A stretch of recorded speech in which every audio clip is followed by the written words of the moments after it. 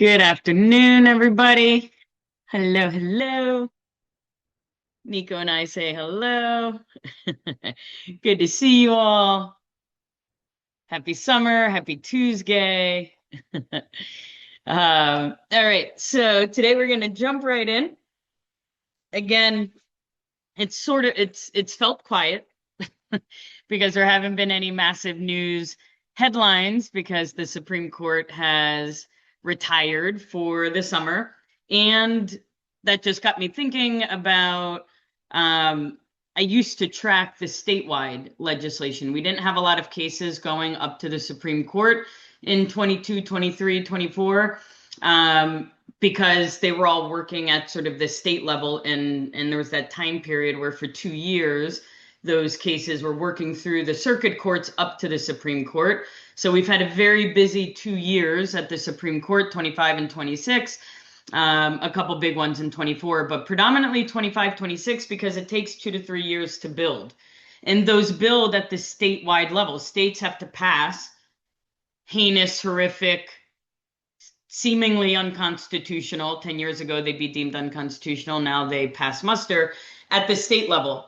So I just went through and sort of tracked what happened in 2026. We haven't, in previous years, HRC, Lambda Legal, they would always have these updates of X amount of anti-LGBTQ bills passed. And I just haven't heard that a lot this year. So it got me curious about what has been happening at the statewide level while we were all very attuned to, and rightfully so, concerned with what was happening at the Supreme Court level and the federal level, just with Congress and the president and executive orders and all the things. So I'll share my screen.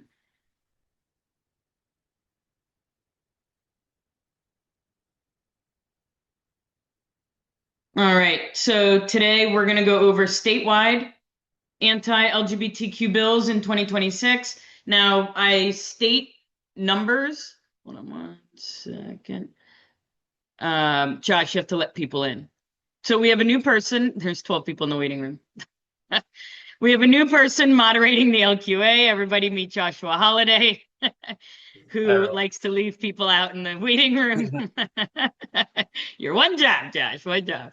No, Jen is at Rollicon or something. I'm not quite sure. I'm not a roller derby person, but they're a good queer person like that, and they're in Vegas at the RollerCon. So, and I think actually she's flying back today, but so Josh helps me with social media and is helping me today with the LQA. Anne was on the webinar the other day. We had an LGBTQ estate planning webinar, over 412 people registered. We're going to start doing those more regularly so folks don't feel like they absolutely have to get, that one. But, all right, let me X out of that. Okay, so statewide anti-LGBTQ bills. And like I was just saying, I state numbers because most legislatures are done work just like the Supreme Court. They've retired. So these numbers may fluctuate a little bit, but for all intents and purposes, these are the numbers. So who am I? I'm an LGBTQ estate planning advocate, attorney. At the end, the what can you do slides, very much with the bills that I saw and the numbers that I saw them. LGBTQ estate planning is our number one impenetrable, inseverable line of defense, and has been for years. And so again, and I tell people this all the time, I don't tell LGBTQ folks to do their estate planning because I'm an estate planning attorney. I became an estate planning attorney because it's what we need to do. And that's just becoming more and more evident every passing year. So how bad was 2026? So it wasn't, in some ways, when you look at the numbers, it wasn't a record-breaking year. Last year was worse as far as the number of bills introduced. So as far as introduced, there were 530. We'll get to that in another slide. But the 805 anti-trans bills in particular is a record. and a different organization is tracking those. And so how they got to 805, yet there were only 500 and something anti-LGBTQ bills, is because they have been adding anti-trans legislation into a completely non-LGBTQ bill. The spending bill, the this bill. And so ultimately, there are a lot more line items of anti-trans bills and line items of non-LGBTQ focused bills, allowing that number to be a record-breaking number, but not as far as like standard anti-LGBTQ bills. So this record-breaking number for sure. The Trans Legislation Tracker is the organization that is tracking this particular number. And they almost all 50 states, but not quite, as far as what the number of states where they are concentrated. And the tracker is a research run database that updates continuously. So this will continue to update itself if there's anything that happens off season, if you will. So the number of anti-LGBTQ legislation, which is always counted by the ACLU, is 526. So we have 805 for anti-trans, 526 for anti-LGBTQ, but that doesn't equal 1,331 bills. It's still the 500. They're still very two separate and distinct numbers. Don't add them together. Some of the not so reliable sources had headlines of this 1,331 number, but it's misleading. They're just two organizations tracking very similar things, and sometimes they overlap, but they need to be treated separate and distinct. But 805, my friends, is by far a groundbreaking and record. So year over year, when really I started tracking them was several years ago, and these are using the ACLU's count.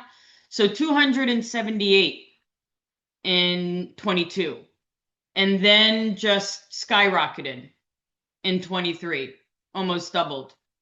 And then a little bit more in 24, then 24 leading into 25, we saw a big break, a big jump, of course. And now this one's down a little bit, but overall holding strong at every year about 500 anti-LGBTQ bills introduced, not passed, but still from 278, and the year before was like 100 and something. Even 22 is a big jump. So in the 5-year increase, like I said, the volume nearly doubled from 22 to 23. And then 25 is our all-time record at 616. We thought we were going to get up to almost 800. And there was a big shift in legislative strategy in the South, where they decided to actually put some things to bed, which we also saw this year. So we know that next year is going to be just as big, if not bigger, of a year, and maybe surpass last year. But we really thought that it was going to be an 800 bill year in 24 and 25, but they strategically sort of spread them out, and we'll talk about why. So is this a plateau, right? We saw the increase, and now we went back down. So, are we sort of plateauing? And the answer is no. So as far as the strategy goes with pushing, there are hundreds and hundreds more of anti-LGBTQ bills, and especially anti-trans bills now, with Skrmetti, Supreme Court case Skrmetti passed last year, along with Little v. Hecox that was just passed. And then the St. Mary v. Roy case that we spent an entire LQA on, that Supreme Court case, which is in Colorado, which is going to go up next year. And then the Supreme Court took on another trans bill right on the day on June 30th, when they issued their final opinion.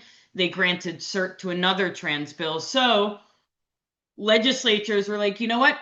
Let's wait until we have the law on our side officially, which should happen in a year or two or whatever, and then we'll pass certain bills. or introduce rather certain bills, because then we know that they will pass, right? So there's been sort of a strategy, which is why we've seen a plateau. This is a lot. This is a massive, historic, when I say no other group of people in United States history has seen this many amount of bills targeted towards them. It just has never happened. It wasn't even happening to us 4 years ago. 278 felt like a lot. That's when I was tracking it, right? So in 22, 278 felt like, whoa, what's happening, right? And now we're at where we're at. So it's not a plateau. It's not going to continue to go down. It's going to continue to go up, not massively. I mean, this is a massive amount of anti any group, but in this case, us, legislation. So again, why so many, and why do most die? Okay, so I keep stressing the word introduced and not passed.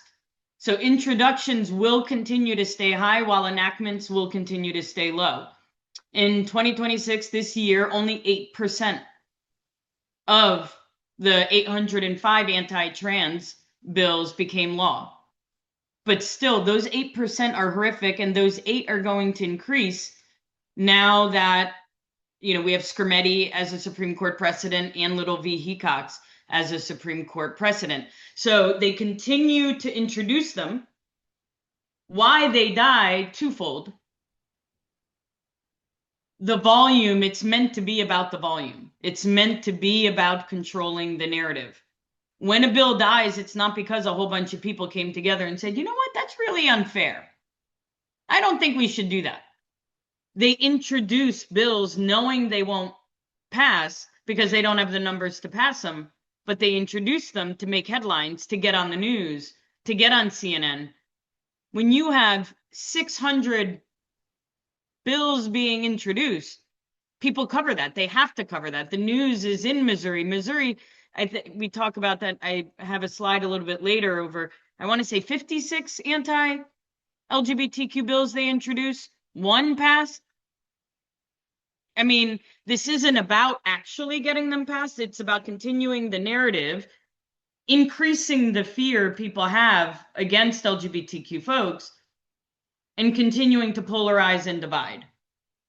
And then, but of the 8, let's be clear, they're horrific, and they have, and we'll talk about, you know, how horrific they are. They have life-changing impact when they do in fact pass. But the volume themselves is the tactic. Filing in 40 plus states at once. Knowing, but staying in the news cycle. Staying in the news cycle. In particular, Tennessee, with their slate of hate, the 10 anti-LGBTQ bills, they purposefully put that off till next year because they had so much media attention this year. They didn't want to drown it down with also having the slate of hate. So that was strategic as to why they pushed it off until next year. And that's 10 right there with just that slate. And then in particular, the main trackers and what we've been tracking has been in the states, right? So from 20 to 24, I wasn't tracking in Congress. Nobody was. Nothing bad was happening in Congress. We had the Biden administration. I mean, it was, they were doing what they could to try to negate what was happening at the state and Supreme Court level. So alongside the state bills, there are 137. Now that's on top of, so we're almost at 1,000 anti-trans measures between Congress and at the state level. So the real function, again, the real tactic, and most federal bills will not pass a divided Congress. So again, same low success rate applies. No one in particular is tracking this one as far as we know the amount of anti-trans measures, but not as far as where they stand and what's happening. But again, the real focus is to normalize that anti-trans anything is the norm and makes sense. That's the goal. So how far did this spread nationwide? So almost every state like I said, almost every state had anti-trans laws introduced, and in 19 of them, they were passed, which is a very significant percentage, if you ask me. Almost 20 of the 50 states had them passed. 2 of those, Michigan and New Hampshire, not the norm, not what we would expect, right, out of New Hampshire, especially, and Michigan. And we'll talk about another strategy that they are using in order to get into blue states. So again, what exactly became law out of this? So of the roughly 805 bills introduced, 65 passed, 57 were signed into law, and 8 are awaiting signature.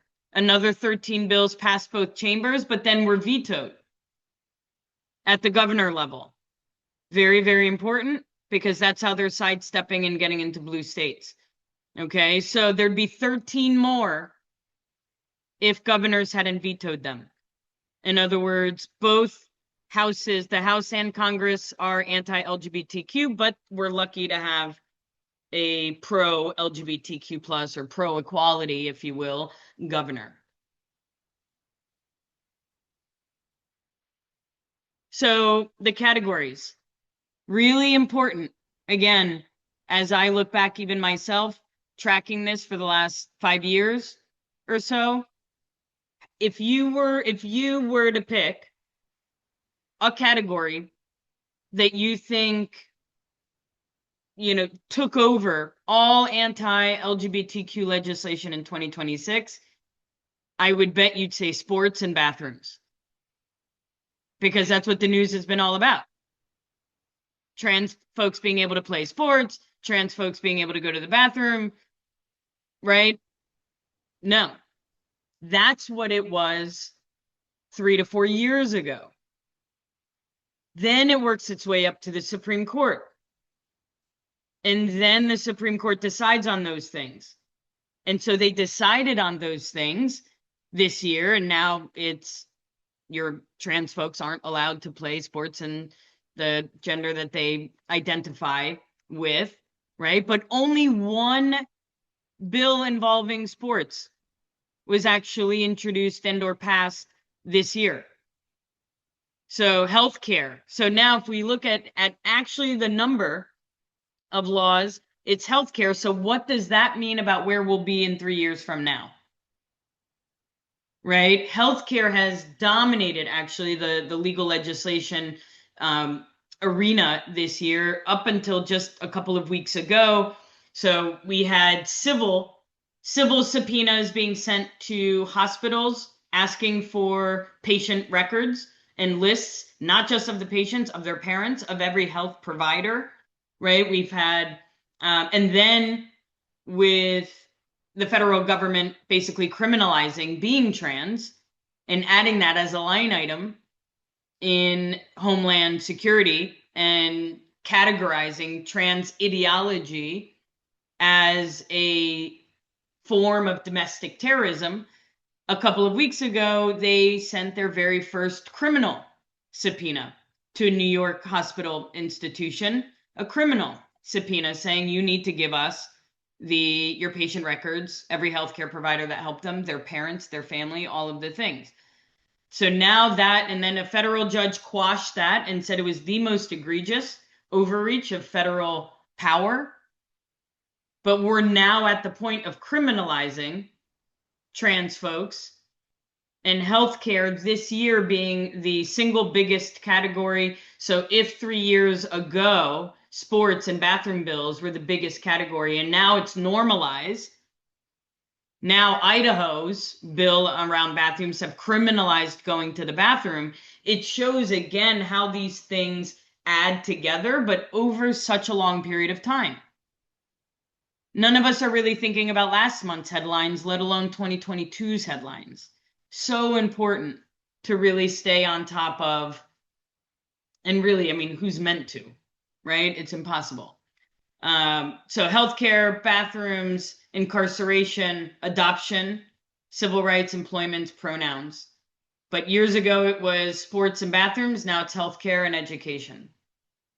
So again, healthcare, the biggest target. 26 states +1 territory now ban gender-affirming care for trans youth. Frontier has moved from banning care for minors to attempting to restrict it for full-fledged adults, which has been happening in other countries. We're not the first. And coverage exclusion, Medicare cuts, defunding, rather than outright bans, which keep getting blocked at the federal court level. And that will work its way up to the Supreme Court. That is the basis of the case ultimately that the Supreme Court took on June 30th, the last day. It was a runaway child where, and the child was able to get gender affirming care. And so I'm not sure how they're gonna, because there are foster care bills in this set. So what they're trying to tie together there with foster care and gender affirming care, just very interesting that they took that particular bill. I need to look more into it. Haven't had oral arguments yet, not even scheduled. They literally just on June 30th said that they were going to hear it. So New Hampshire, right? Really blue state. We're going to talk later about sort of circumventing and how this took place. But New Hampshire banning care for trans kids together. They ban gender affirming care for anyone under 18, including puberty blockers, hormones, surgery. New Hampshire is the first state in the Northeast. So families tend to, feel safe in blue-leaning regions. That's no longer the case in the Northeast. And again, after Scrimeti, which is a 2025 Supreme Court case, these are much, much harder to defend in court. And so if a state wants to pass them, chances are they're going to pass the bans that is. So the bigger picture, 27 states now ban gender affirming care for trans youth, and healthcare was again the largest category this year. Idaho, bathrooms. This is a big one as far as, again, taking it to the next level, criminalizing being able to use a bathroom. So makes it a crime to use a restroom or a changing room that does not match sex assigned at birth. First offense, misdemeanor. After that, a felony. And then this is where, again, this took on, went to a place that no other bill had, is it applies to private businesses. My law firm, you come into my law firm, I can tell you that you can't use the restroom. You walk into a restaurant, a bar, right? So not up until this, always government buildings. Okay. And now no longer, this just took effect. So already being challenged in federal court by trans folks with the ACLU and Lambda Legal, and they sought to block it before it took effect and requested an injunction that got denied. So the impact of it, police involvement involves no complaining witness. So just walking into a restroom becomes an independent criminal exposure. Liability also reaches the business owner. So if you are in my law firm and you are there and you see someone use a bathroom that you think is trans. So that's a whole slippery slope. Right? And talking about verification and to what extent can we verify? Same thing with kids being able to play sports. We've seen in 2020, 2022, 2024, and Olympics where folks were accused of being trans. And then how does one verify? That is a slippery slope in and of itself, but me as a business owner could be also held liable. And again, the first bathroom law in the country that has criminal penalties that extends to private businesses as well. And we're going to see a copy paste next year where a bunch of states are just going to copy paste and then introduce and potentially pass, but this one actually passed. So again, we have the New Hampshire also had a bathroom bill. I'd just like to point out how bad New Hampshire has gotten. Kansas, we heard of, right? Kansas made national news and headlines with their driver's license overnight, almost overnight. They had the choice. I was on the Caravan of Hope tour in March, and typically July 1 is where bills go into effect. So just because a law is passed doesn't mean it becomes law and goes into effect right away. The whole point and rule of law, what governments allow us, is an opportunity to get our affairs in order. It goes into effect. So if this is going to negatively impact you, we just decided this in March, you have April, May, June, July, you got 3 to 4 months to do whatever the thing the law is asking you to do that you weren't prepared to do or were hoping you wouldn't have to do. Kansas gave them 3 days back in March. Didn't have to. They chose to make it go into effect immediately. That's on the driver's license issue, but there was also a bathroom bill added to that didn't get nearly the publicity that it should have. So it hit both documents and bathroom access. New Hampshire, schools and facilities. So again, restrooms, locker rooms, sports, not my law firm, not a bar, not a restaurant, not private businesses for New Hampshire. But again, 21 states now restricts trans bathroom access, and 4 where it carries criminal penalties.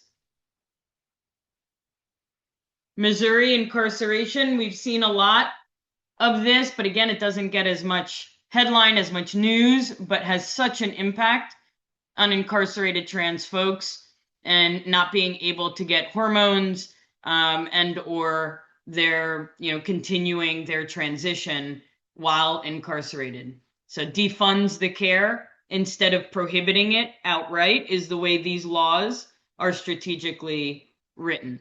Defunding the care as opposed to saying you're not allowed to be trans in incarceration. So the impact of not having funding for it means loss of access to hormones, surgery, and they typically, again, this is part of the 805 anti-trans legislation bills as opposed to the 526 because they find themselves in budget bills. Oh, this is what I was saying. So Missouri lawmakers filed 58 anti-LGBTQ bills this year. This is the only one that became law. 58. Like for what? Keeping you real busy doing something that isn't even going to become law, but they got press in Missouri. And what does that mean for every, average Missouri resident? That this is what they see, this is what they hear, the polarization effect. These I wasn't as familiar with. This was new to me as I was doing research over the weekend on this particular issue. I call them the quiet bills because they're so quiet. I didn't even hear about them. And this is what I do. But medical conscience refusals. So several states have passed laws allowing a medical provider, despite the Hippocratic Oath, to deny medical care to LGBTQ folks. The term conscience is not well defined, which makes it broader, more dangerous, right? If they really defined what conscience refusal means, then it would be very specific and we would be able to, again, know whether or not in one of these particular states, we could be denied medical care. So 12 states now let medical providers refuse to serve LGBTQ patients. 1 in 5 of us in the country live in one of these states. Something happens, you don't know if you're going to be able to get medical care. So again, and I remember, again, headlines, I remember this in 22. I was actually on the Caravan of Hope tour in 2022 and in a very red state, and someone at the hotel, they were all talking about this. He was a doctor, and I overheard him saying 12 states have since passed this legislation. So the harm is measurable in these states. LGBTQ folks, the studies have shown, are 28% less likely to get a first-time HIV test if they show up, let's say they're bleeding or, they were cut or, what have you. There's certain care that is done, 28% less likely. LGBTQ folks in these states are also 71% more likely to report being in fair or poor health after these laws were passed in the last 3 years. And those findings come from a study of more than 109,000 adults, and straight adults testing rates in no way, shape, or form were impacted.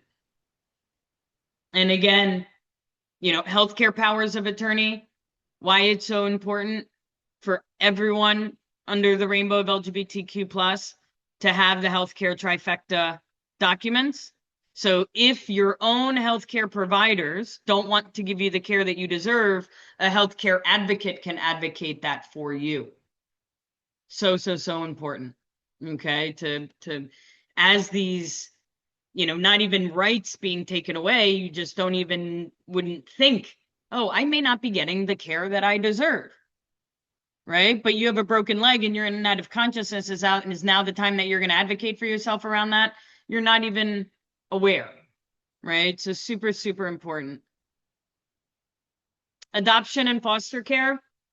So we have Iowa, Indiana led with this. So and we have again, the St. Mary v. Roy Supreme Court case is going to touch on this directly, even though it's around LGBTQ families being allowed into pre-K. But again, what touches one thing doesn't stay in that one thing. It has a ripple effect in other areas of our lives.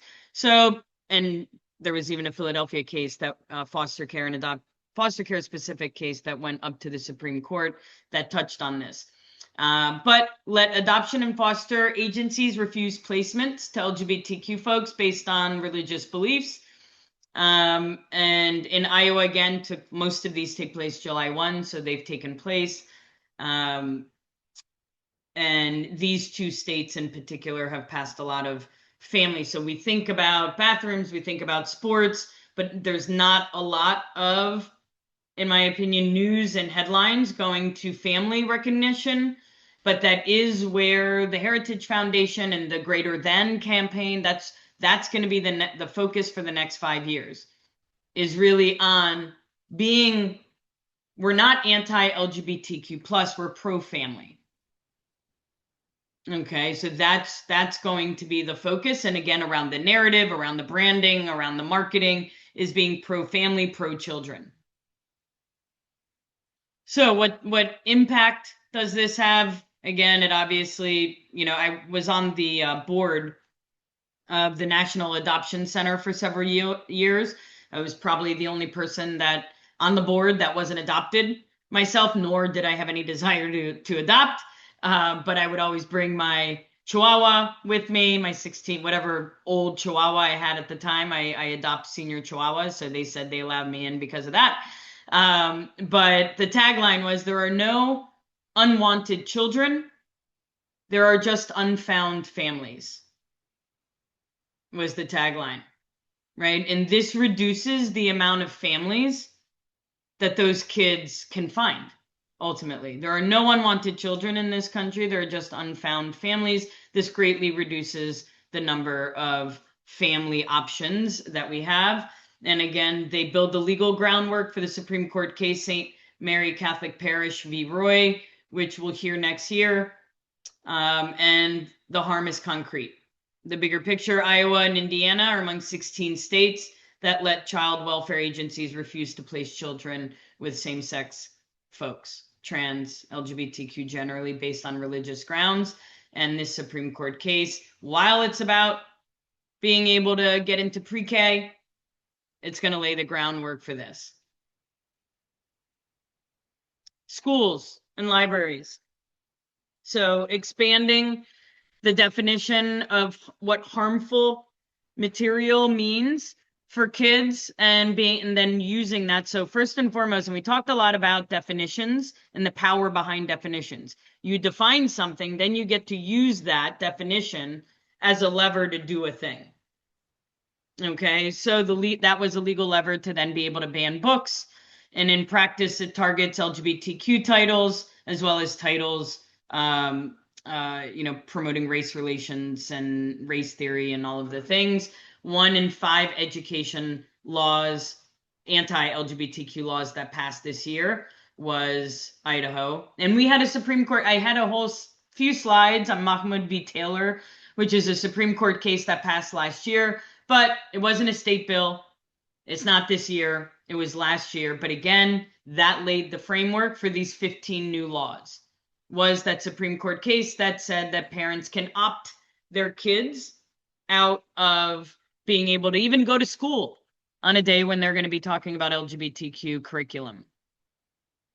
And by curriculum, it's not that we have LGBTQ plus curriculum. It just means we're going to be talking about a book with a gay kid in it, right? All my adoption clients get the book Tango Makes Three, one of my favorite books. Whenever they get it, they love it. Gift giving is one of my love languages. So I love to give gifts to clients, but for adoption folks, they get Tango Makes Three. And that is the second most banned book in the country now. And it's done by two zoologists, two straight zoologists who are in no way, shape, or form LGBTQ advocates. They just happened to witness two gay penguins trying to have a family at the Manhattan Zoo. So these two gay penguins were watching all the other penguins sit on something. And then after months of sitting on it, a baby would be born. But they didn't have anything to sit on because his partner wouldn't lay an egg. So the partner went and found a rock, which looked like what everyone else was sitting on, and brought the rock back. And then his partner sat on the rock. And this happened for multiple seasons, and nothing would, when everyone else would hatch, they wouldn't hatch. And so one day the zoologist switched the rock for a real egg. And they sat and they nurtured that egg. And then all of a sudden they had a baby, and like their reaction after 3 or 4 times of trying to have a baby. And now Tango Makes Three is one of the most banned books in the country for absolutely. I always get chills when I tell that story. All it is about two gay penguins trying to have a baby. And they witnessed that. So lowers the bar, that this particular, these laws in these 15 states lowers the bar for being able to pull books off shelves, exposes librarians and schools to complaint with potential liability. A lot of librarians have been sued. They filed. Those employment discrimination cases have not ended. We don't know whether or not, that's going to end with a settlement in their favor that they were wrongfully discharged for not pulling these books. So we're still waiting to hear on that. But ultimately, it has the effect of policing what kids can read and hear in their most, sort of open, time period in their life. So PEN America has logged that more than close to 23,000 school book bans across 45 states since 21. 30,000 book bans. The first year tracked was 21, and that was 2,500. So again, huge uptick during this time period through where we are now. I remember doing an Instagram post in 22 about these 2,500, and now we're at basically 25,000. And by 2023, it surged 200% to over 10,000 in a year. And it's a coordinated national campaign.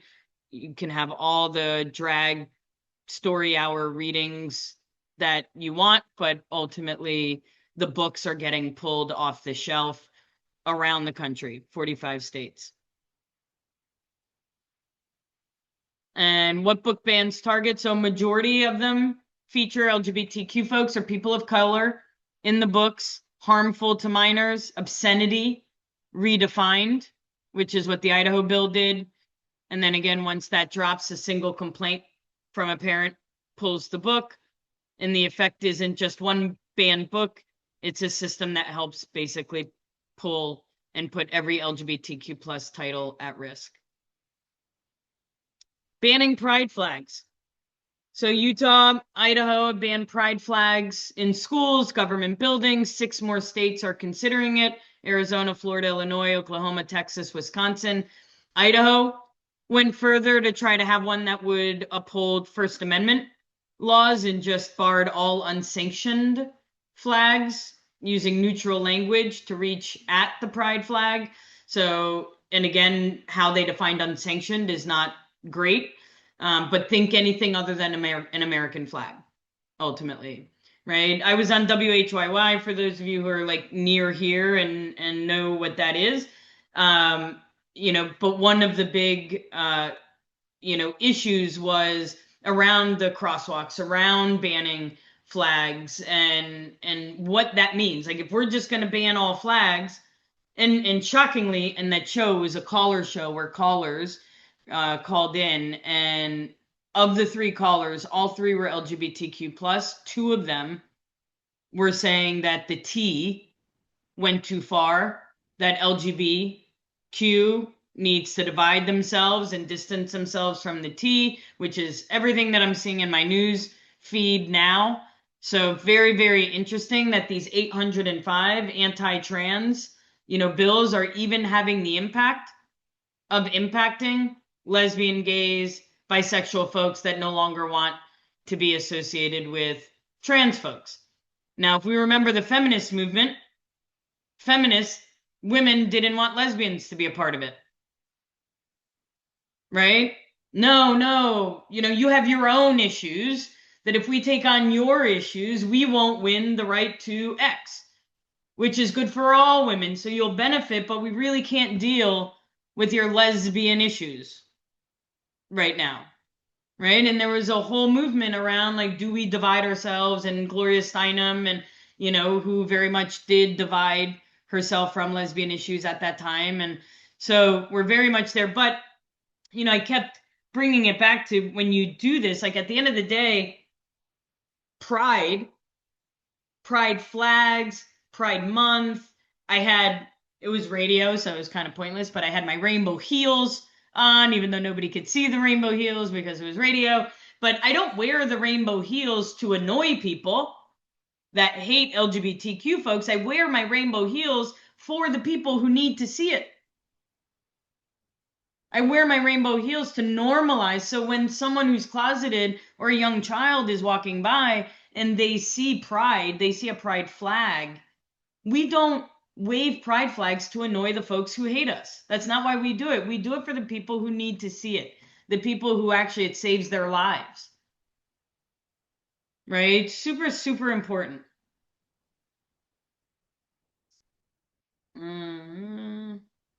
Crosswalks and drag shows. So, and New Hope, again, nearby, for 5 years has been fighting for their crosswalk, and they just got it, finally. And at a time when Florida painted over a Pulse Memorial crosswalk and ordered 400 decorated crossings to be removed. I don't know if you saw in the news. What did they do? They painted the light posts instead. So LGBTQ folks, so we had to paint over crosswalks in Florida. So instead, LGBTQ folks just painted the lamp posts. But states around the country are ordering them to be removed, and it's about a safety claim. Don't ask me what the safety claim is, that it causes accidents. Well, Bloomberg study found that decorating crosswalks, no matter how you decorate it, cuts injuries of pedestrians getting hit in the crosswalk by 37%, goes down. Because all of a sudden I see something full of color and then there's a human on it. It just brings my attention. So, not a safety issue in any way, shape, or form. 37% in pedestrian crashes by 50%. Drag bans are not doing well legally, so yay, that's a first. So drag bans, Tennessee, and I haven't delved fully into just Tennessee to figure out why that one passes muster, but I'm sure other folks will, that want to control, copy, paste, and have more drag bans in other states will just copy Tennessee's. But Tennessee's is written in such a way that it has been deemed enforceable and not a violation of First Amendment laws. But in all of the states that have attempted to ban or restrict drag performances, they have all been struck down. But it hasn't gone up to the Supreme Court yet as a First Amendment issue in one way or another. So again, I view Tennessee as pioneering in every single way. I've said that multiple times. I'll continue to say it. That's why I think they held back their slate of hate for next year. because they really want to be on the cusp. Again, if there was only one anti-sports bill passed this year, but the Supreme Court's biggest case dropped on the last day of Pride was on whether or not banning trans folks from being able to play sports was legal, that was about 30 bills 3 years ago. And then they went up to the Supreme Court. So again, where we're at this year tells us what the Supreme Court's going to decide next year, the year after, and the year after that. So Florida, say DEI is illegal without saying DEI is illegal. Florida has gotten around that and finding a way to ban ultimately. So, you know, as a lawyer, I have to take CLEs, continuing legal education credits. If I am a lawyer in Florida and I take one on diversity or on LGBTQ law, one of my own, I do CLEs. I'm doing one in September for financial advisors, financial planners, and it's getting accredited for CEU credits for financial planners. If you wanted to take that course and you were in Florida, it would not count towards your credits. I mean, it's insane. So bars counties, cities from funding, and you know, the Florida, you know, Bar Association can't use its money to promote a CLE on LGBTQ estate planning, let's say. Never names LGBTQ folks. It uses DEI labeled to reach the same outcome with a cleaner cover, signed into law in 2026. And the bigger picture, Florida is just one of roughly 14 states that has had these go into effect. Those same 14 states are also the ones that copied Florida's Don't Say Gay legislation. Mississippi, again, legal erasure. We've seen this in a lot of different states, even Oklahoma. On the day that I was on the Caravan of Hope and I was entering Oklahoma, the governor on that day, while we were driving, I had to pull my video. It was the day before, actually, because the video hadn't gone live yet. And we had to pull the video because the governor changed the laws as far as gender marker, sex marker. For Mississippi, it's not allowed to change it on birth certificate. But the real friction that shows up in daily life is your driver's license, what you show on a daily basis. When's the last time you pulled up your birth certificate and showed it to someone? Still important. Not saying it's not important, right? But some states allow birth certificate, not ID, vice versa.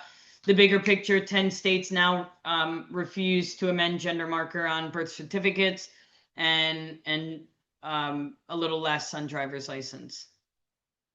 So I mentioned this earlier, going around the governor, right? So Arizona is one of the sports and their education, DEI going straight to the ballot as a referendum. And then it becomes law once people vote on it on the ballot. So then the governor can't veto it. So this is a mechanism by which the right is going to go around the governor in places where it's very anti-LGBTQ plus, or they have enough of a percentage of anti-LGBTQ sentiment, but they have a good governor. Okay, a way to go around the governor and still get laws on the ballot. Doesn't need the governor's signature, so a friendly veto can't stop it. Michigan tucked the sports by birth sex rule into school budget.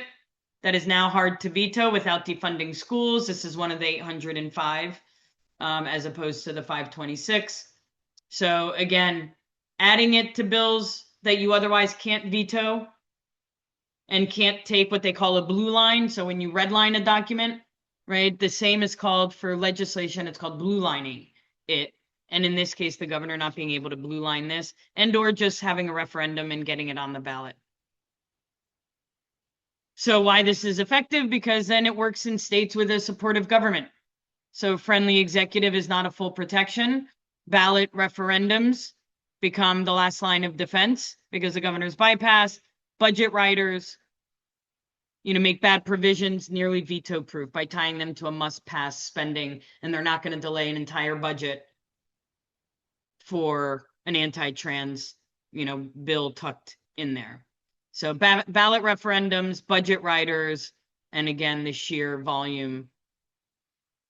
And so this is why blue states got hit. A lot of folks are just like, what's happening in New Hampshire? I don't understand. Okay, it was one of the most active anti-trans state by bill count this year. Michigan's provision, Arizona bypassed the governor entirely through the ballot. So again, a lesson that who's in our Shapiro here in Pennsylvania is not the be all end all, especially in Pennsylvania is a good example of being in a purple state. Although we do still have a friendly legislature. So 92% failure rate, 8% devastation. Still, yes, sheer volume, the majority fail. Of the 805, 65 passed, 13 were vetoed, right? But in 2022, there was a 91% failure rate. It's not about the failure rate. It's about what they can get passed and knowing that what they do get passed and continuing to introduce them. If that creates even, then something gets passed, then it's a lawsuit, then it'll work its way up to the Supreme Court. So the failure rate's not new. As the bills have been increasing in number, the failure rate stays the same, right? So if 2022, 91%, that was just of 272. Now we have 805, also a 92% failure rate. Numbers keep creeping up. Ultimately, that 8%, a lot more passed. Right? 8% of 805 is a much larger number than 8% of 272.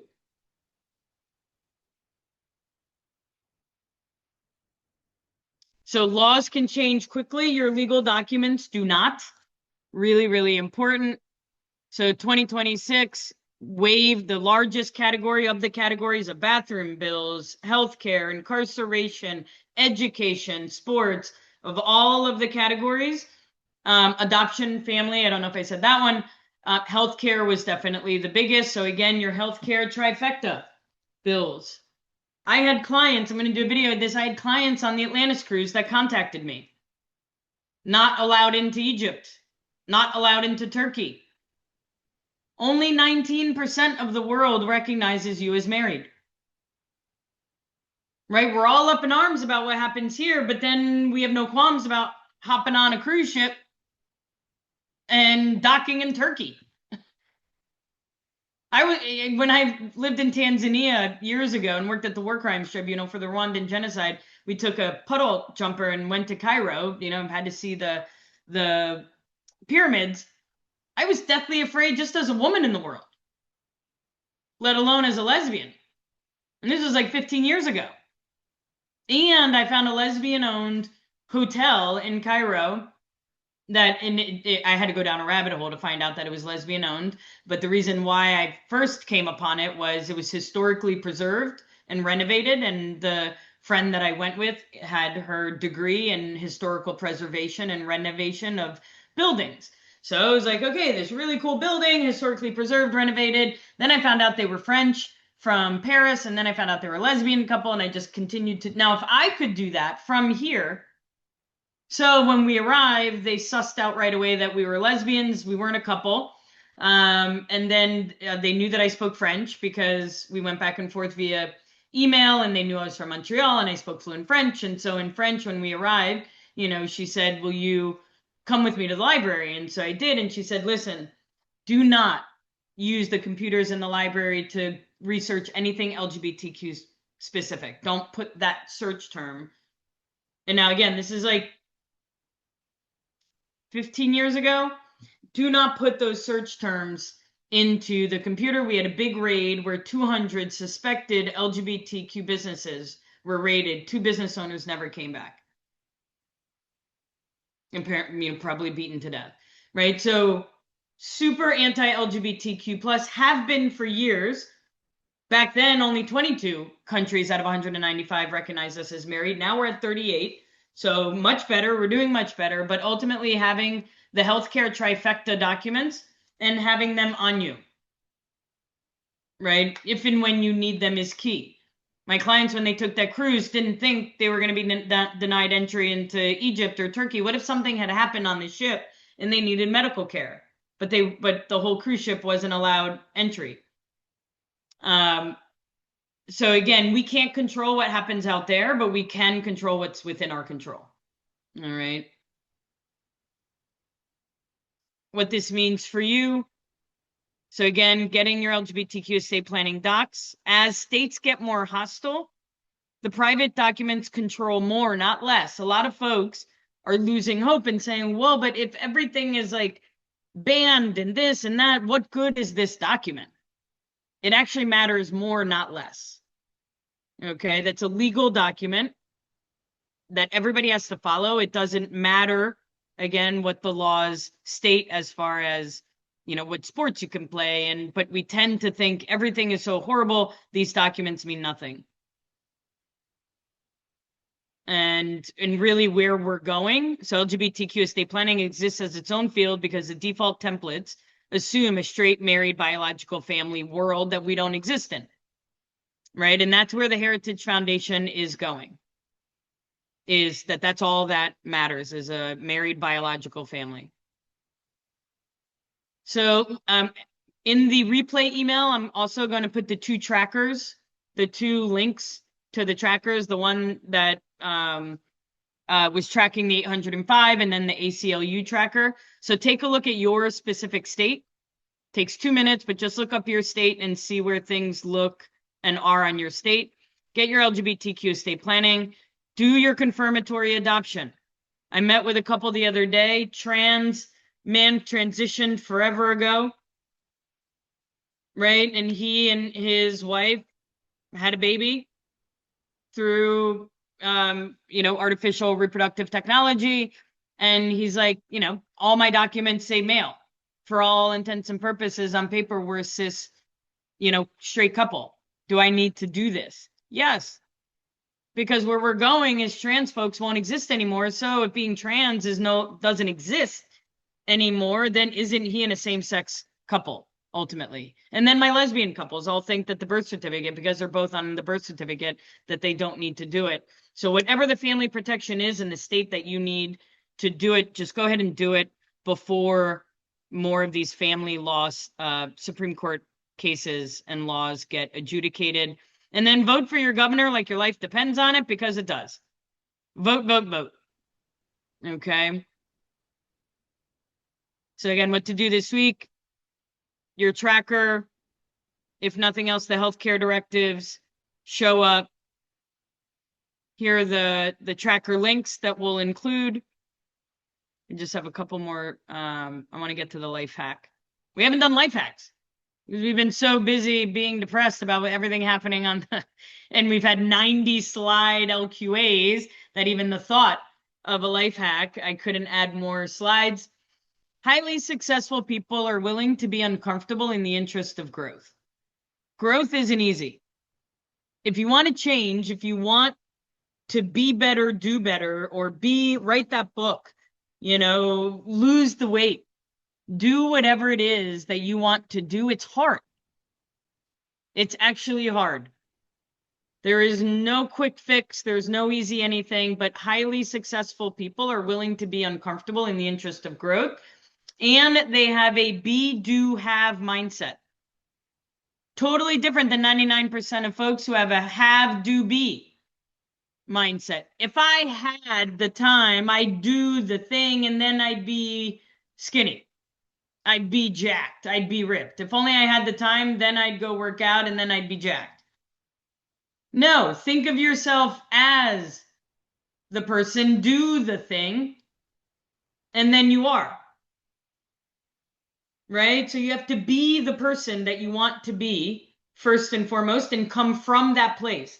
Come from the person who is a published author. Then you do the thing naturally because you are that person. And then you have it. Right? Then you have it. So be, do, have is a growth-oriented mindset, as opposed to 99% of folks you always hear, if only I had more time, if only I had, the parents, if only I had the education, then I would, have that job, do the thing. Successful people remember two things at all times, and that they are only responsible for these two things: the thoughts they think and the actions they take. That is all we are responsible for. That is all we can control. You can't control anything other than the thoughts that you have and then the actions that you take.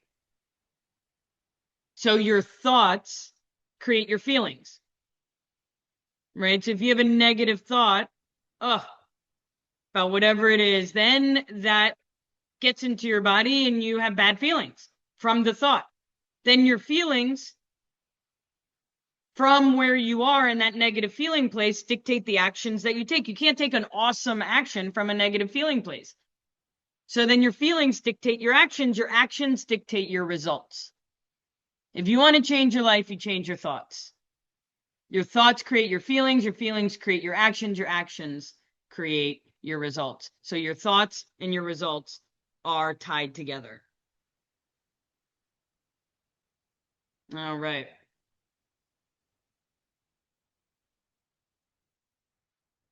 Josh, questions? What do I got?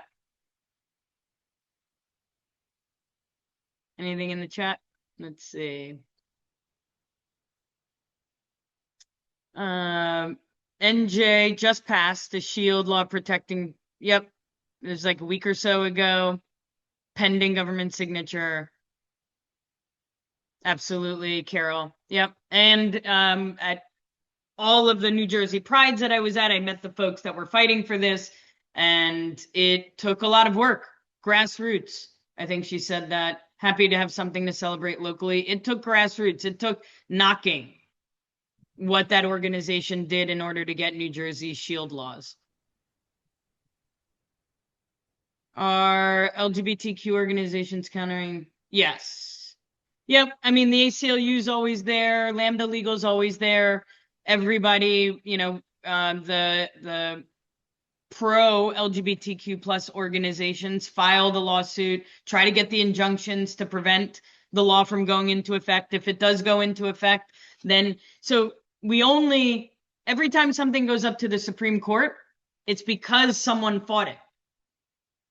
So of these 8% of these significant numbers of those that passed, the only reason why something goes up to the Supreme Court is a Lambda Legal, an HRC, or a ACLU fought it.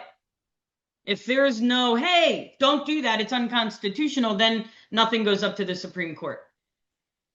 So very good question. Yes, they are countering these laws. To the extent, are they countering them with pro-family LGBTQ laws? They're not the ones in the legislature. So whoever in the legislature, is introducing and or passing the anti-family LGBTQ laws. But we did see about a month or so ago, Oregon, a county in Oregon, there is no state yet that has laws protecting, benefiting polycules. So I was on an NPR podcast. I still have to share a snippet of that, but it was all around this lesbian couple that got married. And in getting married, after being together forever, they realized that with marriage, oh my God, these 1,138 state and federal privileges tied to marriage. They had no clue because they had been together forever. And they're part of a Golden Girls crew, if you will, unromantic, so non-romantic yet living together crew. But now the two have these legal protections that they don't with the other three people that they care a lot about. And so one of them asked on this podcast, asked the host, should we adopt them?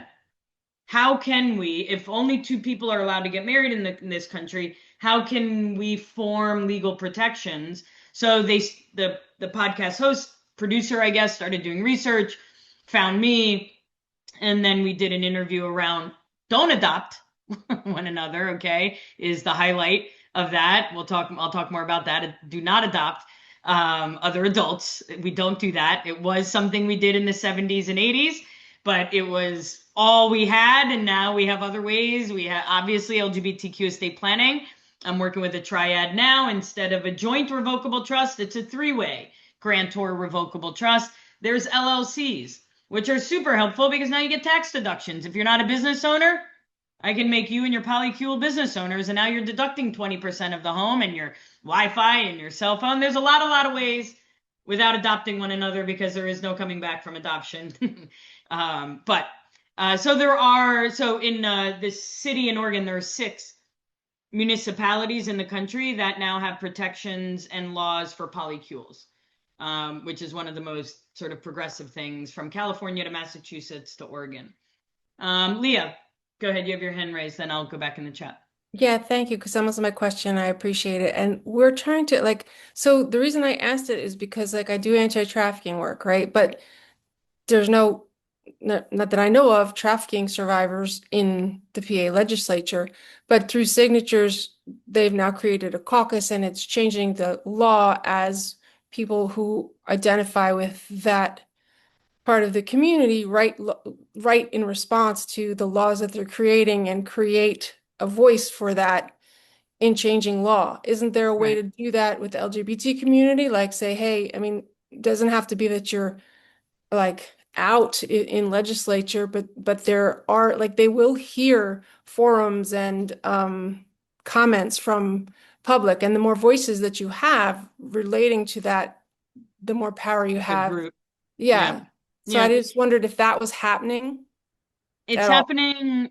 Well, as far as where we live, right? It's happening at the city council level, because we're lucky that our council at large, Rue Landau, is a lesbian. So by being council at large, she represents all of Philadelphia, as opposed to one little district, right? So she's having town halls and meetings and things like that. But also, Leah, while I'm thinking of it, and remind me, I should introduce you to Malcolm Kenyatta in Harrisburg, who is LGBTQ+, but would also care, obviously, about human trafficking. I worked in human trafficking before I worked in genocide. And so, it's a topic that also has a lot of intersectionality with LGBTQ issues.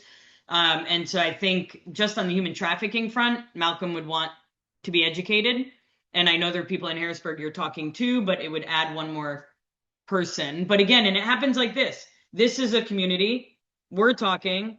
I know someone that you should talk to who's also in Harrisburg that can then further your work, but that also furthers LGBTQ issues, So yes, good. Absolutely. Thank you so much. Thank you.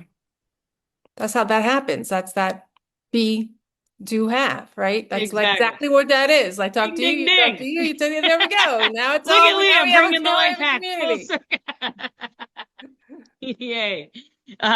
Totally. And yes, Amy, I'm not seen yet that documentary. I've heard amazing things. I have not seen it. Gonna do it today, hands down. So yes, thank you for bringing that up, and I'm gonna write that down, or else I'll forget the minute we get off. And don't those other alphabet letters yes, exactly, Misty. Right. It's like that poem I say all the time. Hold on, let me just write this down. The librarian. They came for the trade unionists, but I wasn't a trade unionist, so I didn't stand up. They came for the communists, but I'm not a communist, so I didn't stand up. They came for the Jews, but I'm not Jewish, so I didn't stand up. Then they came for me. And there was no one left to stand up. I was on this horrible out in LA. I had no clue it was a MAGA show called News Nation. So unbeknownst to me, they had me appear on this show after the Supreme Court. And the woman was like everything you could imagine MAGA, like men don't belong in sports and this, that, the other. Just look it up. It was horrible. I got so many emails after. So sorry you had to go through that. But as a woman, this host, as a woman, I said exactly that. She just kept saying, men don't belong in sports and trans this and LGBTQ that, and how could you? And I'm like, they're coming for you, Katie. They're coming for you too. When the election happened, over 300 words were deleted from the White House website that had to do with women, from reproduction to cervix to those words don't exist for this administration. Forget everything having to do with LGBTQ folks and just think of women on the chopping block. Race, everything having to do with race, African American, all deleted. The word civil rights, all deleted. Equality, deleted. I mean, absolutely. I can't say that enough, but it's just such a high level common sense thing that folks forget about it. I was at a Pride event and talking about what was happening to trans folks, and I was like, for all of you non-trans folks, don't just sit there and think, oh, this is horrible for trans folks. No, it's just as horrible for us. They have actually criminalized a group of people in this country. I will say this every single LQA because it's real. We have criminalized the existence of a group of people. What does that say about where we are and where we're going? Because look at the 250-year manifesto that the Heritage Foundation put out in January on our 250-year anniversary, and what the next 250 years holds. It holds nothing but biological male-female marriage and child rearing. Period. End of story. That's the end goal. That's where. So what has to happen to the rest of us? All LGBTQ folks go away if their manifesto comes to a reality. But you got to start somewhere. And where do you start? The lowest hanging fruit. The easiest to scare people, to divide, not natural, all the things. So this is just the beginning. And too many LGBTQ folks are saying just that. Wow, that's horrible. Or like when I was on that show and 2 of the 3 callers were they've gone too far. Trans folks. Really? They've gone too far? They're being criminalized. What do you mean they've gone too far? So sorry that they're screaming at the top of their lungs that there's a genocide going on in this country against against trans folks. And clearly, I'm passionate. Because the same thing was happening to lesbians in the 90s. So like we were not allowed to be present, and now it's trans folks. So it's like if you want to speak against somebody, speak to help trans folks, because that's you next. That was you 20 years ago. Exactly. It's the same exact thing. The exact same thing is happening. How people are getting divided is the exact same. How the laws are being divided, exactly. Just like Gloria Steinem and the feminist movement. And sorry, we can't take on your issues right now. We need to divide ourselves. There's a whole, you take women's studies in college, you literally study how lesbians were dropped and left to fend for themselves in the feminist movement. Hawaii governor, also robust shield law, the rainbow state, from the state of hate of Tennessee to the rainbow state of Hawaii. It's a great place. And abortion was done first as an update. The In the Closet episode series, no. Okay, we'll look at that, Luke. In the Closet episode. Yes, Andrew, I need to get with you people. I promise. We've been talking about it for years. I will do an educational thing at your robust LGBTQ retirement community. I promise. You're so far, it may not be in person, but if we can do webinar, I will absolutely do it. But yes, I will speak to your community. And thank you for being such a leader in your community. And there's not enough intergenerational dialogue is another piece that, I'll do an LQA just on that. It came up with Malcolm Kenyatta at Black Gay Pride when he and I spoke of just the intergenerational divide. Go ahead, Andrea. Just wanted to say hi to folks. But yes, we have had great success in growing family here, so that people who are arriving now for our community in this context have no clue what we had to do in order to make it receptive and accepting enough. but people are relaxed and enjoying themselves here, looking forward to coming here from communities that were established in other parts of the country, because this is a community that has been able to extend a welcome. So we're very grateful for the progress we've made, but I would really celebrate more any of you who are doing good work in the world, who have want to communicate with some elders. We're here and we're welcoming. And queer. We're here and we're queer. And queer. I mean, by 2030, in 4 years, the entire baby boomer generation, that massive generation, second largest other than Gen Z, will all be 65 plus. These are the shoulders that I stand on. Yeah. These are the Harvey Milks of the world that were willing to be assassinated for these issues.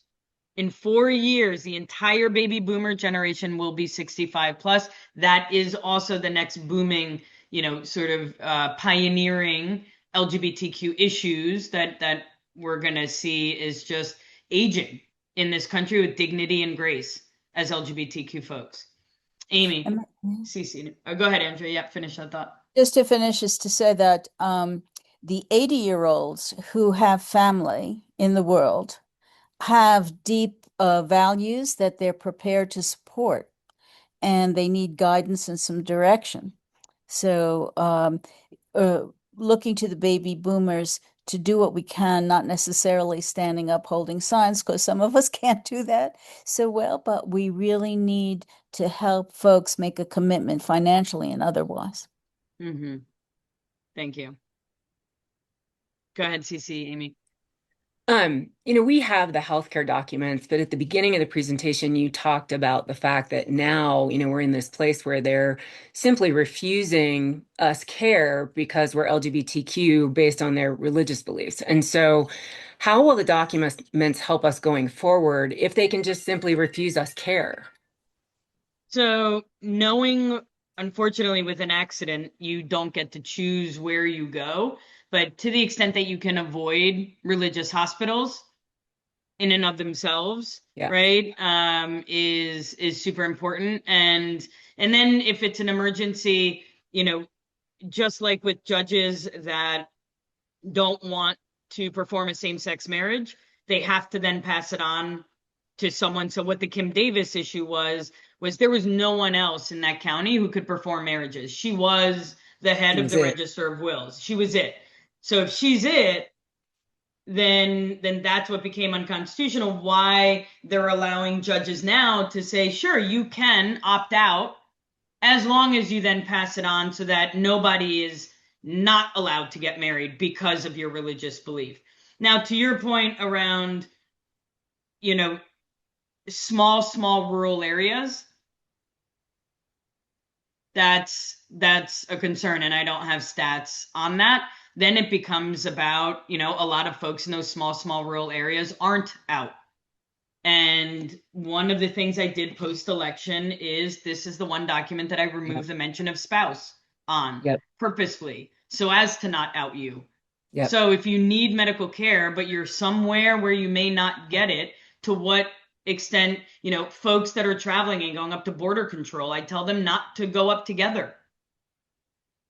Why, if you're, especially if you have different last names, if it says Garrett and Pierce, well, why are you traveling together? Are you sisters? Are you friends? Like, if to just avoid one additional question where you have to say that's my wife, and then now they're discriminating against, not to say go back in the closet, but just don't make your life harder than it needs to be in a certain situation. And when you're traveling, one person can go up and then the other person can go up. If it means you don't get detained by border control, that's a good, right? So with your legal documents, not having wife, I stopped using wife, husband. I use spouse, but then there are certain documents where I remove that altogether. And then in all of my documents, I have a definition of spouse that I use that makes it completely irrespective of the legal piece. So in 3 years, if Obergefell gets overturned, you don't have to update your documents to go back to domestic partner. But to Right. your point, the realities of what that looks like in an itty bitty town in Mississippi, Yeah. chances are they're not out. You know, they've been closeted for other safety reasons, and yeah, we don't have those stats. Those people aren't talking, but it's real. It's Right. real. Well, and that's why I asked, because we travel every year from Colorado to Alabama for the holiday because the family's there. And, we travel through all these states that have passed all these laws. Thank God our RV has a toilet, because we could be mistaken for trans people with our baseball hat on and all the things, right? So Right. all of these things become very relevant when you are, real life has you passing through these scary states. Thank you. So one of the things I would say to you then, and I do this for my clients, is if we know that they have a touch point in a red state other than the state in which they live. So if they're from Alabama, obviously it is what it is. But if they're from Colorado and travel to Alabama 2-3 times a year to visit family, we do a second set of healthcare power of attorney, just a Interesting. POA package of the healthcare and the durable of that state. Because that Alabama person to be like, we don't take your Colorado, and it says intended to be valid in every jurisdiction in which it's presented. So she's not wrong, but she's not right, but she's not wrong. And if you only Gotcha. have 5 minutes, you don't want to be at the behest of arguing with this homophobe that, that you should take this. So we do just the POAs, and then we remove spouse from that document. And now it's just ICC, allow Amy to make medical decisions for me, period, end of story. And now Smart. you've removed the Colorado issue, the spousal issue, all of the things. Thank you. That's helpful. Okay. No, you're welcome. All right. 120, guys. You guys are awesome. We will see you in 2 weeks. Happy Tuesday. Right, Nikki Diggies? Oh, stretch. We'll see you in a couple weeks. Love you all. Talk soon.